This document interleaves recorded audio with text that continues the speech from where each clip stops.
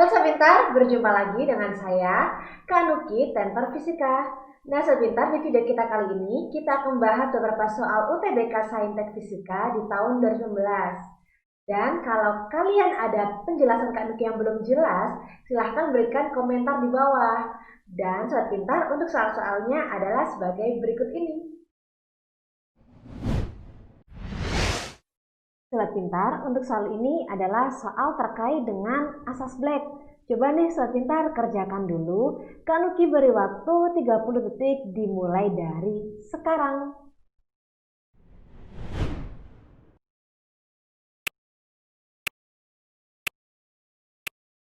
Sebuah kalorimeter yang kapasitas kalornya 50 kalori per derajat Celcius berisi 200 gram air yang bersuhu 20 derajat Celcius. Kemudian ke dalam kalorimeter itu dimasukkan 100 gram es dengan suhu minus 10 derajat Celcius. Setelah dicapai kesetimbangan termis, massa es yang melebur adalah. Oke, sebentar langsung saja ya kita bahas bersama-sama. Kita tulis dulu apa saja yang diketahui dalam soal. Jadi diketahui kapasitas kalor dari kalorimeter yang Kak Nuki simbolkan C itu adalah 50 kalori per derajat Celcius. Berisi 200 gram air yang Kak Nuki simbolkan Ma sebesar 200 gram dengan suhunya yaitu 20 derajat Celcius. Kemudian ke dalam kalorimeter dimasukkan 100 gram es, lalu disimbolkan Ms, yaitu 100 gram dengan suhu yaitu minus 10 derajat Celcius. Nah, setelah dicapai kesetimbangan termis, massa es yang melebur adalah. Nah, di sini kita harus mencari nilai massa es ketika dalam keadaan melebur. Nah, Sobat Pintar, untuk kalian yang perlu diketahui bahwa dalam asas Black ini pasti terdapat kesetimbangan termis, yaitu ketika dua zat atau dua benda dicampurkan, maka akan mencapai suhu yang setimbang.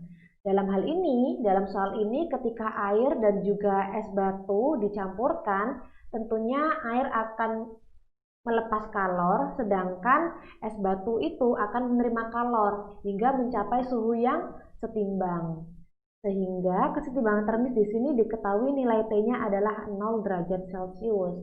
Nah, supaya memudahkan kalian dalam mengerjakannya, Kak Nuki memberikan grafik yang mana dari grafik itu kita mengetahui kondisi dari masing-masing benda. Dalam hal ini diketahui suhu es yaitu sebesar minus 10 derajat Celcius, sedangkan suhu air yaitu 20 derajat Celcius dan suhu kesetimbangan termisnya yaitu pada 0 derajat Celcius. Nah, Sobat Pintar, asas Black ini tentunya kita ketahui bahwa Q terima itu sama aja dengan Q lepas. Q lepas itu sama aja dengan Q terima. Nah, dalam hal ini yang melepaskan kalor itu adalah air dan juga kalorimeter itu sendiri. Sedangkan yang menerima kalor itu adalah es. Makanya nanti suhu es itu akan semakin tinggi, sedangkan suhu air dan juga kalorimeter itu akan semakin rendah hingga mencapai kesetimbangan termis yaitu sebesar 0 derajat Celcius. Oke, langsung saja kita tulis di mana Q itu adalah M dikalikan C dikalikan delta T, sehingga massa air dikalikan C air dikalikan perubahan suhunya ditambah dengan massa kalorimeter dikalikan dengan kalor jenis kalorimeter dikalikan dengan perubahan suhunya akan sama dengan massa es dikalikan kalor jenis es dikalikan perubahan suhu ditambah, nah dalam hal ini kan es kan mengalami peleburan. Jangan lupa untuk kita tambahkan Ms dikalikan nilai lebur es. Nah, ini for your information ya Sobat Pintar bahwa kalor jenis air itu adalah 1 Joule per kilogram derajat Celcius, sedangkan kalor lebur es itu adalah 0,5, sedangkan lebur es itu adalah 80. Nah, langsung saja kita masukkan nilai-nilai yang sudah diketahui dalam pengerjaan kita ini. Sehingga diketahui massa air yaitu 200 gram, dikalikan kalor jenis air yaitu 1, dikalikan perubahan suhunya, karena air itu dia melepas kalor, sehingga 20 dikurangi 0 ditambah, nah massa kalorimeter kan tidak diketahui ya, berarti langsung kita tulis nilai kalor jenis dari kalorimeter yaitu 50 dikalikan perubahan suhunya yaitu 20 derajat Celcius dikurangi 0. Jadi perubahan suhu pada air itu juga berlangsung, itu juga terjadi pada perubahan suhu pada kalorimeter. Sehingga sama dengan massa esnya yaitu 100 gram dikalikan kalor jenis es yaitu 0,5 dikalikan perubahannya karena dia menerima kalor berarti 0 dikurangi minus 10. Jadi langsung saja kami tambahkan ya. Dikalikan massa es dikalikan kalor lebur es itu sebesar 80. Oke, langsung saja 200 kali 20 adalah 4000 ditambah 50 dikali 20 adalah 1000 sama dengan 100 dikalikan 5, 100 dikalikan 0,5 dikalikan 10 adalah 500 ya.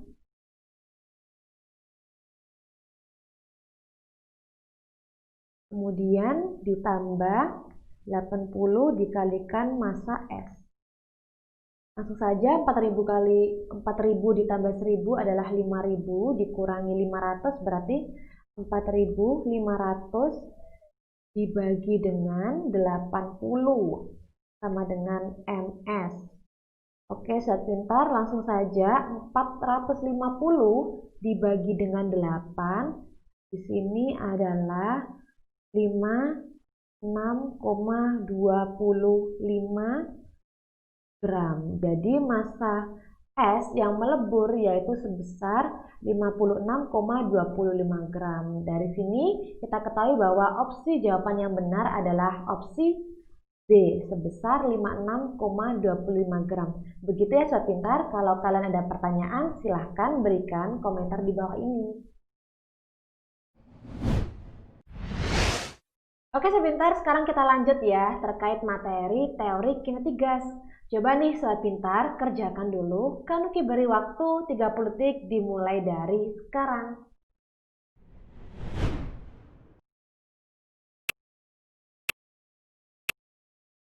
Agar kecepatan gerak partikel-partikel gas ideal dalam suatu ruang tertutup menjadi 3 kali kecepatan semula, maka suhunya harus dinaikkan menjadi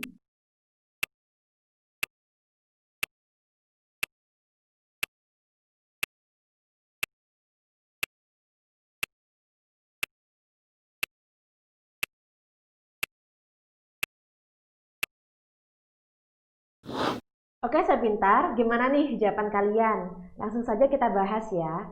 Dan tentunya teori kinetik gas ini membahas terkait gerak partikel dalam suatu ruangan. Di mana untuk menyatakan kecepatan partikelnya kita bisa menggunakan V sama dengan akar 3K dikalikan T per M. Di mana V itu adalah kecepatan partikel itu sendiri, K itu adalah ketetapan Boltzmann, yaitu sebesar 1,38 dikalikan 10 pangkat minus 1 Joule per Kelvin, sedangkan T itu adalah suhu, satuannya Kelvin, M itu adalah massa partikel, satuannya kilogram.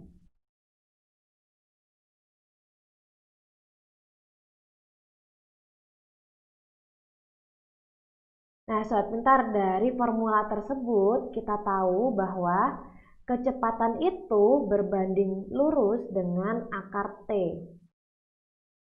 Nah, sekarang coba nih sobat pintar lihat dalam soal. Agar kecepatan gerak partikel dalam gas ideal satu ruang tertutup menjadi 3 kali kecepatan semula, berarti di sini diketahui bahwa V2 itu adalah 3 kalinya V1. Maka suhu yang harus dinaikkan menjadi, nah langsung saja nih sobat pintar kita masukkan ke dalam formula tersebut. Dan di sini kita harus membandingkan kecepatan semula dengan kecepatan yang kedua, yang mana kecepatan yang kedua itu sudah dirubah menjadi 3 kali kecepatan semula. Jadi di sini kita ketahui bahwa V1 per V2 itu sama dengan akar T1 per akar T2.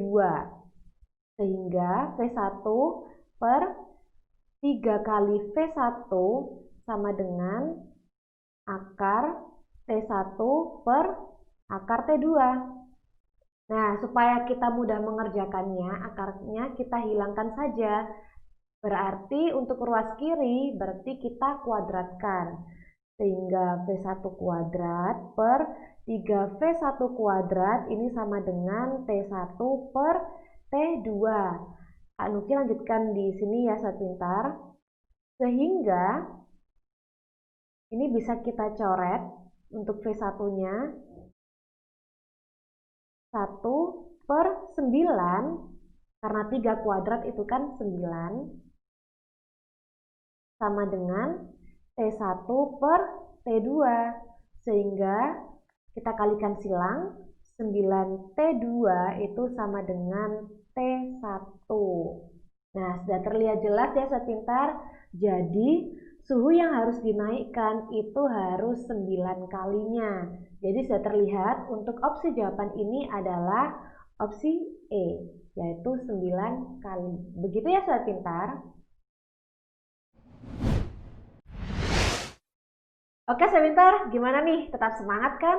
Sekarang kita lanjut ya terkait materi bunyi. Coba nih sobat pintar, kerjakan dulu. Kak Nuki beri waktu 30 detik dimulai dari sekarang.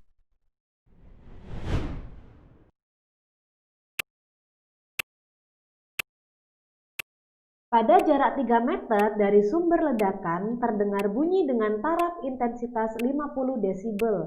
Pada jarak 30 meter dari sumber ledakan bunyi terdengar dengan taraf intensitas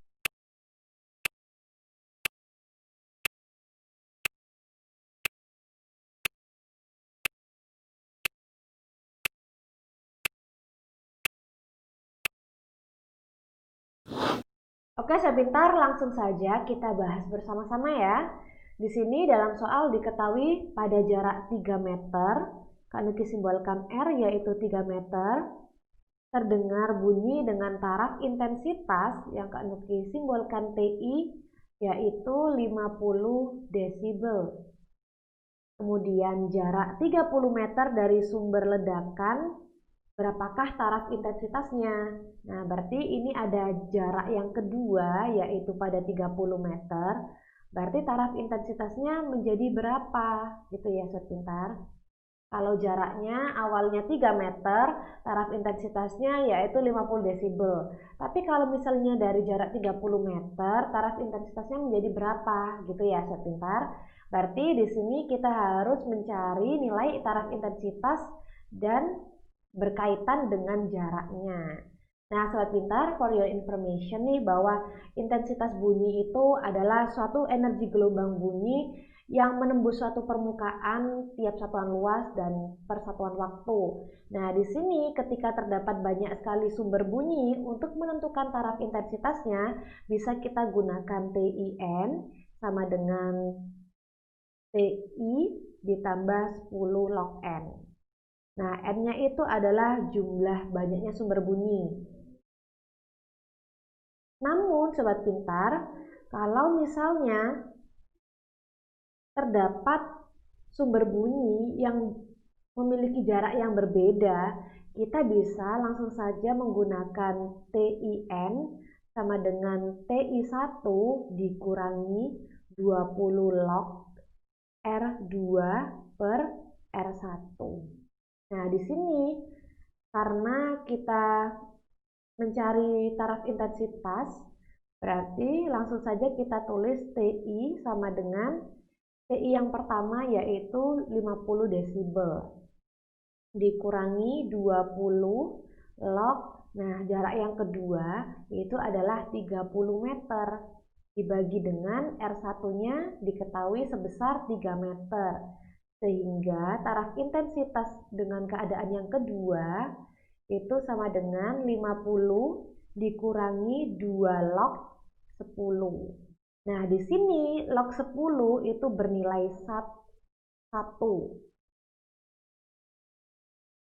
Nah, sehingga sobat pintar TI2 itu sama dengan 50 dikurangi 20. Nah, sudah terlihat jelas ya bahwa taraf intensitas yang kedua itu adalah sebesar 30 desibel. Jadi jawabannya adalah opsi D. Nah, begitu ya sobat pintar. Kalau kalian ada pertanyaan, silahkan berikan komentar di bawah. Sobat pintar, di siang hari ini paling enak minum es teh, es sirup, atau es yang lainnya ya. Nah, pasti seger banget tuh. Nah, sobat pintar, kalau kalian perhatikan dengan seksama, mengapa ya posisi es batu itu selalu berada di atas permukaan air? Padahal sama-sama terbuat dari air. Nah, penasaran kan sobat pintar? Yuk simak penjelasan Kak Nuki berikut ini. Nah, sobat pintar, ternyata yang mengakibatkan mengapa es batu itu selalu terapung dalam air, yaitu massa jenisnya. Meskipun sama-sama dari air nih, ternyata es batu memiliki massa jenis yang jauh lebih kecil dibandingkan dengan massa jenis air. Nah, pertanyaannya nih, kenapa ya massa jenis es batu lebih kecil dibandingkan dengan massa jenis air? Hal ini diakibatkan oleh molekul air terdiri dari 2 atom hidrogen dan juga 1 atom oksigen, H2O. Nah, dalam keadaan panas, molekul-molekul air ini akan meregang, melengkung, dan bergerak bebas. Namun sebaliknya sobat pintar, ketika dalam keadaan dingin, energi gerak dari air ini akan menurun sehingga tentunya gerak molekul air ini akan sedikit. Nah, sobat pintar, ketika molekul air berada dalam suhu di atas 4 derajat Celcius, interaksi antar molekulnya terjadi secara singkat. Nah, karenanya ikatan hidrogen terbentuk dan terputus dengan cepat. Tapi sebaliknya nih sobat pintar, di bawah suhu 4 derajat, energi gerak dari molekul air itu akan semakin turun, jadi lebih rendah daripada energi ikatan hidrogen. Nah, sobat pintar, ini tentunya membuat ikatan hidrogen terikat lebih sering dan lebih jarang terputus sampai membentuk struktur yang sangat-sangat kuat. Nah, struktur ini yang disebut dengan struktur dari es batu itu. Nah, ikatan molekul hidrogen yang terikat dengan teratur dalam es batu ini, massa jenisnya lebih rendah dibandingkan molekul yang tidak beraturan di dalam cairan air. Nah, jadi gitu ya sobat pintar penjelasan Kak Nuki mengapa es batu selalu berada di atas permukaan dari es. Nah, itu tadi ya sobat pintar penjelasan mengapa es batu itu selalu berada di atas permukaan air padahal sama-sama terbuat dari air. Semoga video ini bermanfaat ya sobat pintar. Oke, saya pintar, tetap semangat kan? Kita lanjut ya terkait dengan materi gelombang cahaya. Lebih tepatnya interferensi cahaya. Coba nih sobat pintar kerjakan dalam waktu 30 detik dimulai dari sekarang.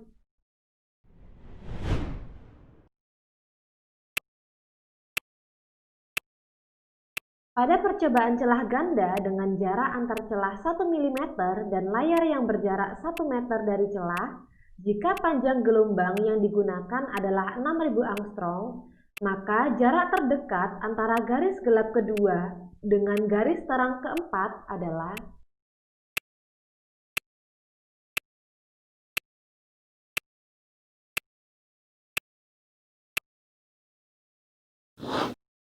Oke, Sobat Pintar, langsung saja kita bahas ya. Dalam soal diketahui jarak antar celah yaitu 1 mm. Kak Nuki simbolkan D yaitu 1 mm. Ini harus kita rubah dulu ke meter nih, berarti menjadi 1 kali 10 pangkat minus 3 meter.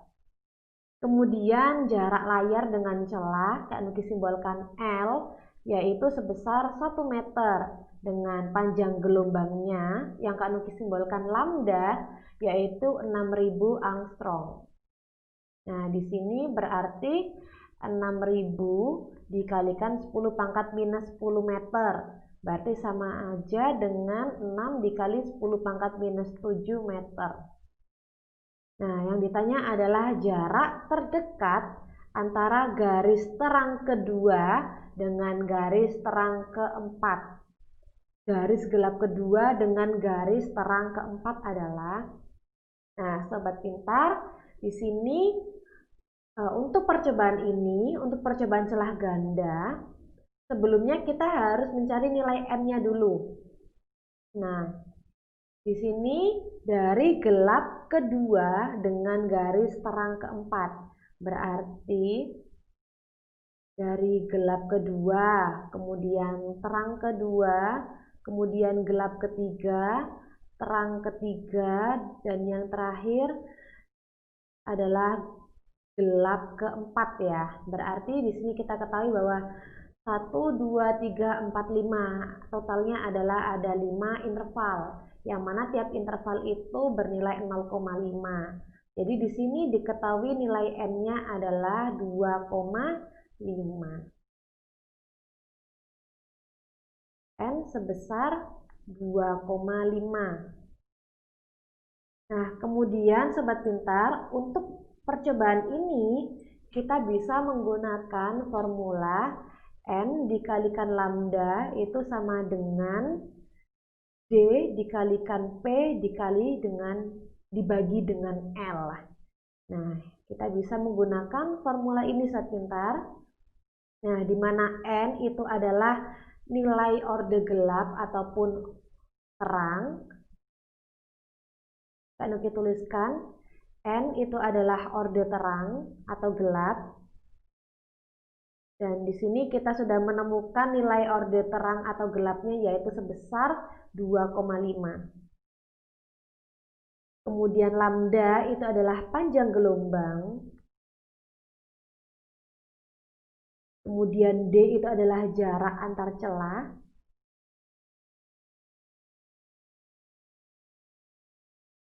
P itu adalah jarak antar pola. Dan L itu adalah jarak layar ke celah. Nah, di sini untuk soal ini kita mencari nilai P-nya. Sehingga dari formula ini atau rumus ini langsung saja Sobat Pintar kita masukkan. Diketahui nilai N-nya adalah 2,5 dikalikan,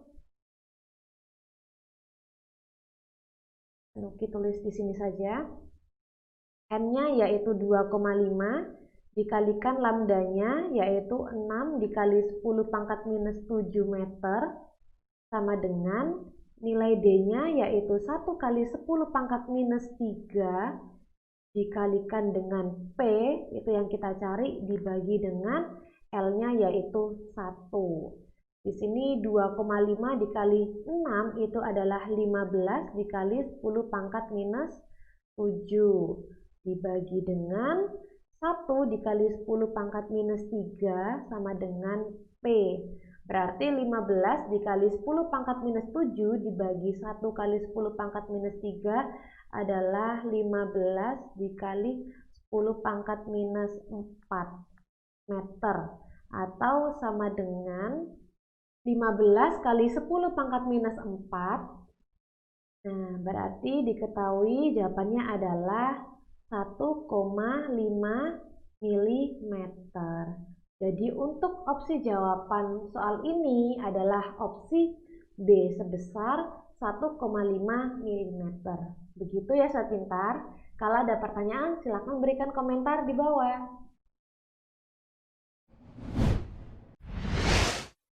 Masih semangat kan Sobat Pintar? Sekarang kita lanjut terkait dengan materi optik. Coba nih Sobat Pintar, kerjakan dalam waktu 30 detik dimulai dari sekarang.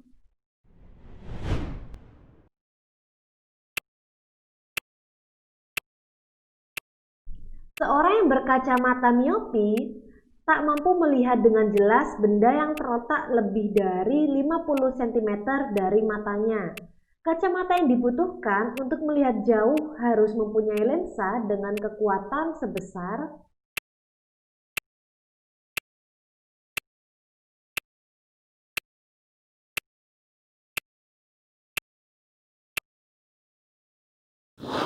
Oke, sebentar langsung saja kita bahas bersama-sama ya. Di sini diketahui bahwa penderita miopi itu tak mampu melihat dengan jarak yang lebih dari 50 cm. Jadi di sini Kak Nuki simbolkan PR yaitu sebesar 50 cm.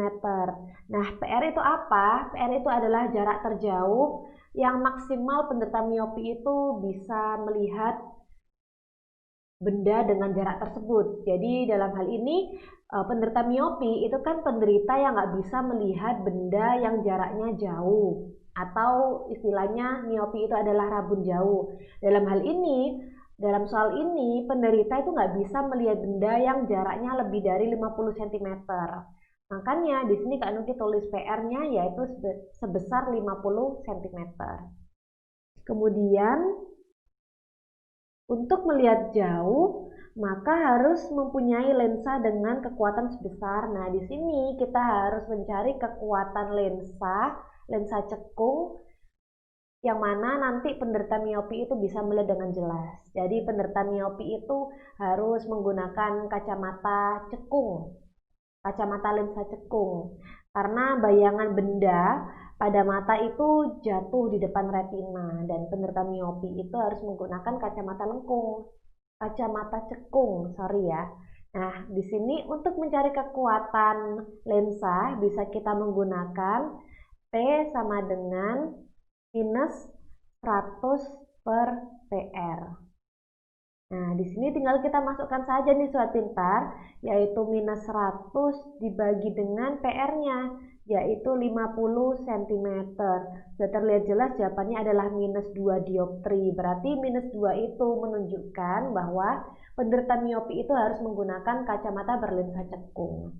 Jadi untuk opsi jawaban soal ini adalah opsi B, yaitu sebesar minus 2 dioptri. Begitu ya Sobat Pintar. Oke Sobat Pintar, tetap semangat kan? Sekarang kita lanjut ya terkait dengan fisika inti. Lebih tepatnya terkait dengan efek fotolistrik. Coba ya Sobat Pintar, kerjakan dulu nih. Kak Nuki beri waktu 30 detik dimulai dari sekarang.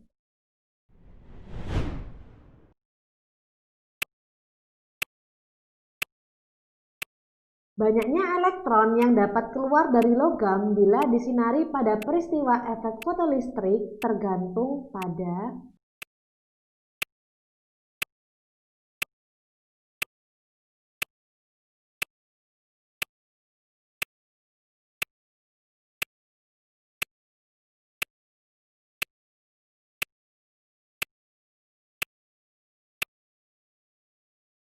Nah, Sobat Pintar, gimana nih jawaban kalian? Nah, Sobat Pintar, jadi efek fotolistrik itu adalah di mana proses pengeluaran elektron dari suatu permukaan yang dikenai oleh radiasi elektromagnetik. Nah, jadi dalam efek fotolistrik itu terdapat elektron-elektron yang keluar. Nah, keluarnya elektron-elektron ini disebabkan oleh adanya intensitas cahaya. Jadi intensitas cahaya itu mempengaruhi jumlah elektron yang keluar. Nah, ini Sobat Pintar, keluarnya elektron ini dipengaruhi oleh frekuensi dari gelombang yang disinarinya. Jadi semakin besar frekuensi gelombangnya, maka elektron-elektron itu sangat mudah sekali untuk keluar dari permukaan tersebut. Jadi sudah jelas ya Sobat Pintar, jawaban dari soal ini adalah yang mempengaruhi banyaknya elektron yang keluar dari logam adalah karena frekuensi foton itu sendiri. Jadi jawabannya adalah opsi A, yaitu frekuensi foton. Begitu ya Sobat Pintar.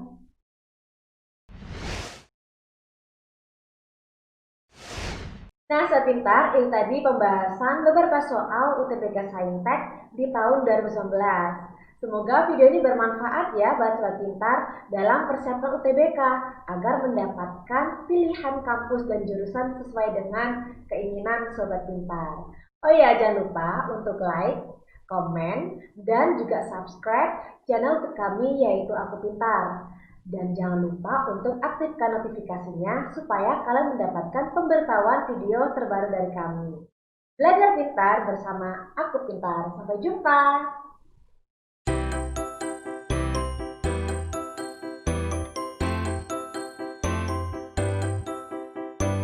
Belajar pintar bersama Aku Pintar. Download sekarang.